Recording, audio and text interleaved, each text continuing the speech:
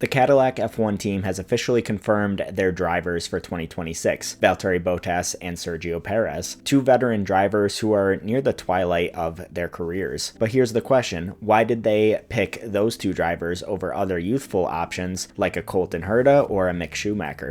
Let's get into it. Before we get more into the drivers, let's talk about what Cadillac needs to get this team up and going. They are building a Formula One team from the ground up, which is something that doesn't often happen in modern day Formula One. Their biggest challenges aren't necessarily who's going to be driving for them next year or the years to come. They need to nail some of the fundamentals like trackside operations, development structures, facilities, and long-term strategy. That's why their driver lineup wasn't number one. They have much bigger fish to fry. But when it did come time to choose, they wanted experience. So when they did choose, why was it Bottas and Perez and not some other options? Well, Valtteri Bottas, of course, brings years of experience at Mercedes, where he was part of multiple constructors championships there, and he's also a race winner. Also, his recent time at Sauber, he had seen that team starting to transition into Audi, so that could potentially be of value to the Cadillac team as well. Perez, like Bottas, is a race winner, and he also helped Red Bull secure multiple titles, and he knows what it's like to be at a top team. On paper, the two drivers look really similar, two veterans nearing the end of their careers, but that's exactly the point. Cadillac doesn't need the fastest or the flashiest drivers. They need reliable feedback, consistency, and proven race winners who know how to shape a team. So that all makes sense, but why did they not go with other drivers like Colton Herta or Mick Schumacher? Well, to start with Colton Herta, he's a quick driver. He was a popular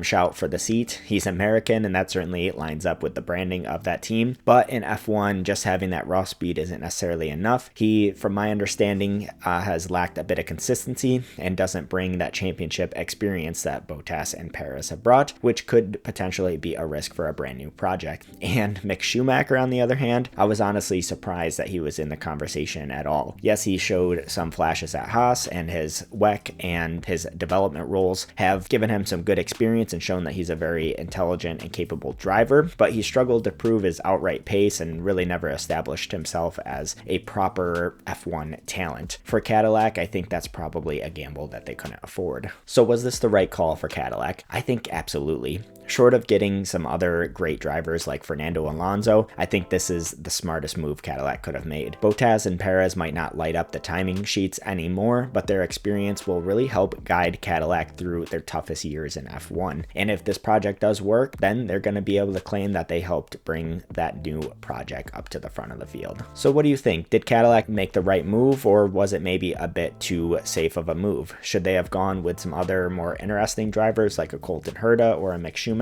or maybe somebody else like even like a Daniel Ricciardo or something like that? Let me know down in the comments below. I would love to hear your thoughts. And if you're interested, give the video a like and hit that subscribe button to see more. Thank you all for tuning in, and I'll see you in the next one.